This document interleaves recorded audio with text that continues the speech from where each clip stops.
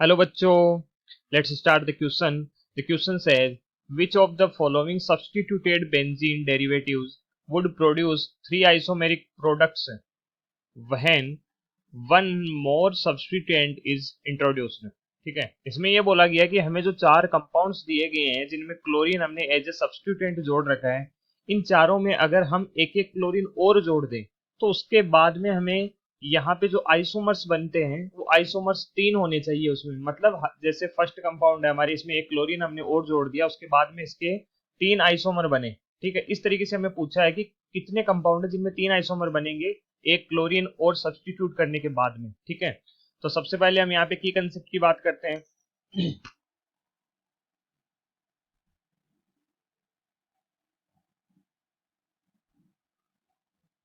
ठीक है, तो की कंसेप्ट में हम आइसोमर के बारे में बात करते हैं कि आइसोमर एक्चुअल में होता है क्या है। ठीक है,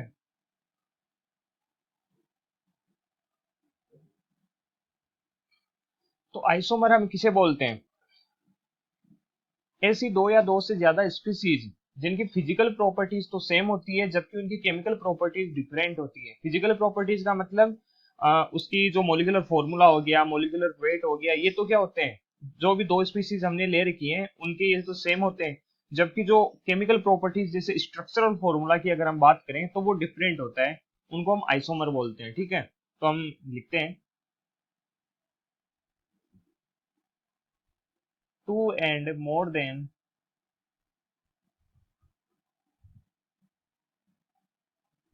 to species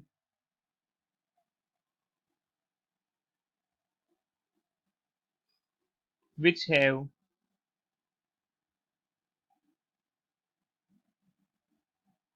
same physical properties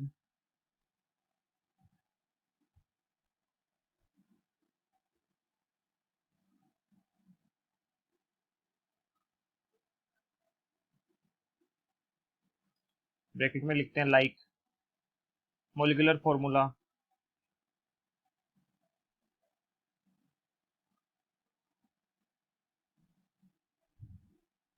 molecular weight,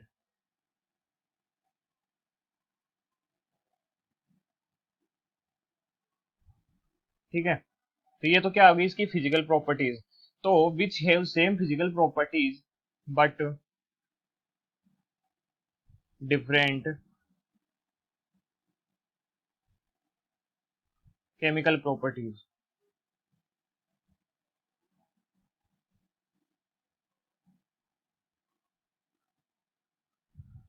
different chemical properties जैसे अगर हम बात करें तो केमिकल फॉर्मूला हम बता सकते हैं।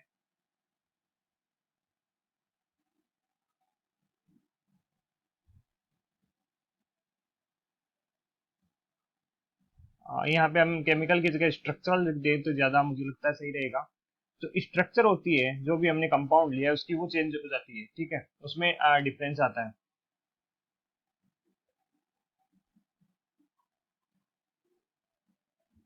स्ट्रक्चरल फॉर्मूला ये क्या होता है इसका, डिफरेंट होता है, आर कॉल्ड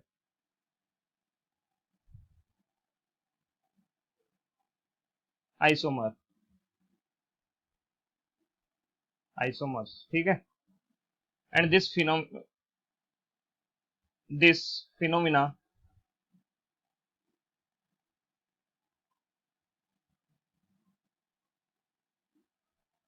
इज कॉल्ड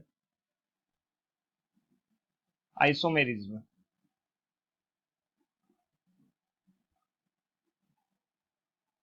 जो इसमें जो डिफरेंस है इसकी जो प्रोसेस होती है उसे हम क्या बोलते हैं, आइसोमेरिज्म।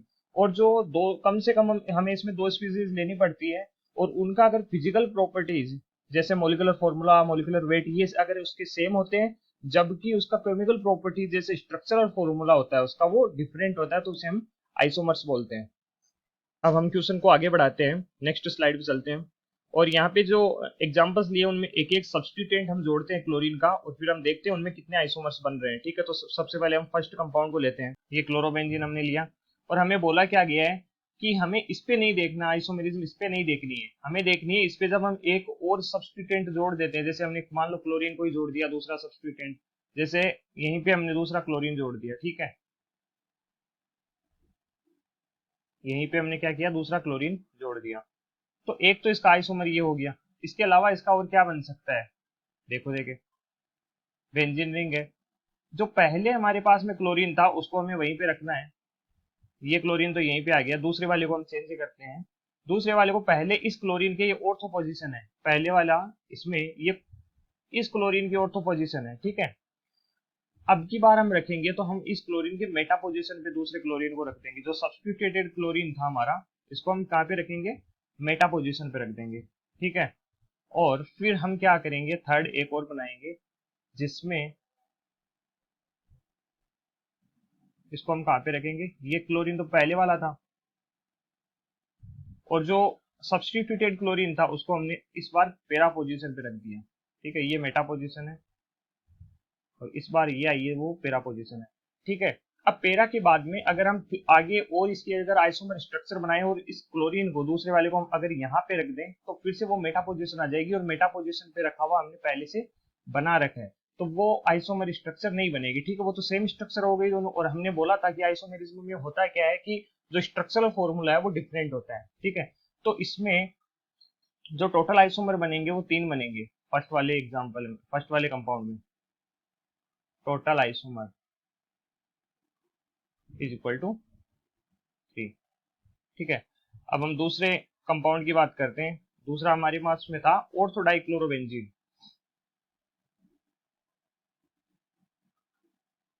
हम बेंजीन को ऐसे भी लिख सकते हैं, यहाँ पे क्लोरीन है, यहाँ पे क्लोरीन है, दोनों क्लोरीन आ गया। अब हमें एक सब्स्टिट्यूटेड क्लोरीन और लगाना है। मान लो हमने पहले बार में यहाँ पे लगा दिया क्लोरीन, इस क्लोरीन से ऑर्थो पोजीशन है, इस क्लोरीन से क्या है, मेटा पोजीशन है, ठीक है। अब दूसरा बनाते हैं, इसका बनता है क्या,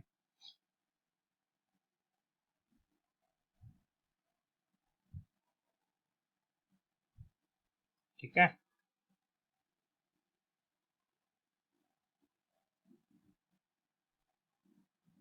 ये हमारे पास में है ऑर्थो डाइक्लोरोबेंजीन, और इस पे हमें एक जो सब्स्टिट्यूट लगा रहे हैं वो कहाँ पे लगाएंगे, पहले वाले में हमने इस पोजीशन पे लगाया था, दूसरे में हम यहाँ पे लगा देते हैं मान लो। तो ये देखो, इस और इस पोजीशन के लिए भी ये क्या हो गया, मेटा पोजीशन हो गया, और इसके लिए भी ये क्या हो गया, मेटा पोजीशन हो गया, ठीक है। तो बिल्कुल ये भी चल सकती है, हमारी आइसोमर स्ट्रक्चर बनेगी। बिकॉज पहले वाले में क्या हो रहा था, एक पोजीशन के लिए तो ऑर्थो था, दूसरी पोजीशन के लिए मेटा पोजीशन था, ठीक है। लेकिन जो दूसरी आइसोमर स्ट्रक्चर हमने बनाई है ये, इसमें क्या हो रहा है कि दोनों ही क्लोरीन जो पहले से जुड़ी हुई थी उन दोनों के लिए क्या है, ये मेटा पोजीशन, एक के लिए मेटा पोजीशन है और दूसरे के लिए पेरा पोजीशन है, सॉरी, ठीक है। दूसरे वाले के लिए क्या है, पेरा पोजीशन है। आप यहाँ पे देख सकते हो, इसके लिए पेरा पोजीशन है ये, ठीक है। और इस पहले वाले इसके लिए क्या है, ऑर्थो मेटा पोजीशन है, और नीचे वाले के लिए पेरा पोजीशन है, ठीक है। तो ये भी हमारी हो सकती है। फिर हम थर्ड बना के देखते हैं, देखिए आगे बनती है नहीं बनती है। तो हमने थर्ड बेंजीन, ऑर्थो डाइक्लोरोबेंजीन हमने ले लिया। इस पे जो क्लोरीन लगानी है हमें, वो मान लो इससे जस्ट आगे वाली पोजीशन पे यहाँ पे लगाई है हमने। तो इस कंडीशन में हुआ क्या, आप देखो, इसके लिए तो क्या हो गई है, मेटा पोजीशन, और इसके लिए हो गई पेरा पोजीशन। तो ये तो सेम इसी की तरीके की हो गई ना, इसके जैसी ही हो गई ये तो ये हमारी क्या होगी, आइसोमर स्ट्रक्चर नहीं होगी, ठीक है। तो इसको हम वापस से हटा देते हैं, यहाँ पे मेनली दो ही आइसोमर स्ट्रक्चर बनती है। अब हम थर्ड की बात करते हैं, यहाँ पे लिख देते हैं टोटल आइसोमर, टोटल आइसोमर कितने बने, 2, ठीक है। अब हम तीसरे पे आते हैं। तो तीसरा कंपाउंड क्या है हमारा, तीसरा कंपाउंड है हमारा मेटा डाइक्लोरो बेंजीन,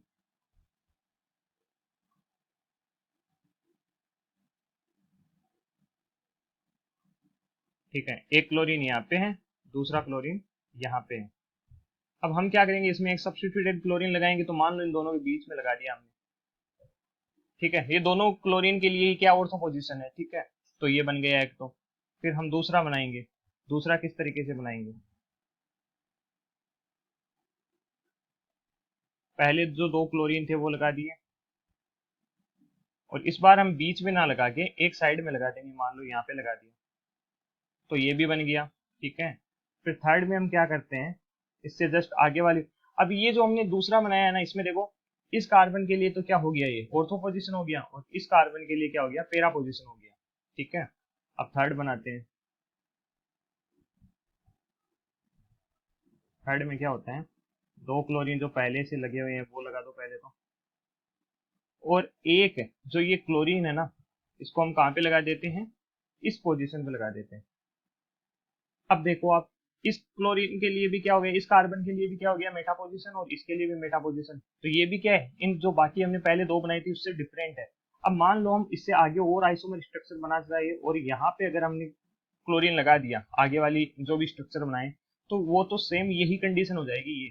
ठीक है, तो इससे आगे हमें आइसोमर स्ट्रक्चर इसमें और नहीं मिलेगी। ठीक है, तो यहाँ पे भी हमें टोटल कितनी आइसोमर स्ट्रक्चर मिल रही है, 3 आइसोमर स्ट्रक्चर मिल रही है। तो हम यहाँ पे लिख देते हैं total isomer, total isomer is equal to 3। ठीक है, 3 को सही लिख देते हैं। अब हम फोर्थ की बात करते हैं नेक्स्ट स्लाइड पे। तो फोर्थ एक कंपाउंड और रह गया हमारे पास में। फोर्थ कंपाउंड है, इसमें हमें क्या दिया गया है, पैरा डाइक्लोरोबेंजीन।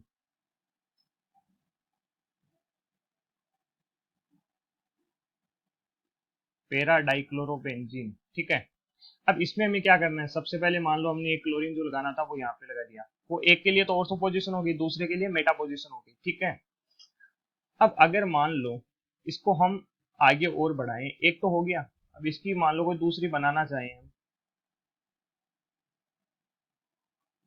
तो एक क्लोरीन ये रहा, एक क्लोरीन ये रहा। अब जो दूसरा हमने सब्स्टिट्यूटेड क्लोरीन है वो यहाँ पे लगा दिया।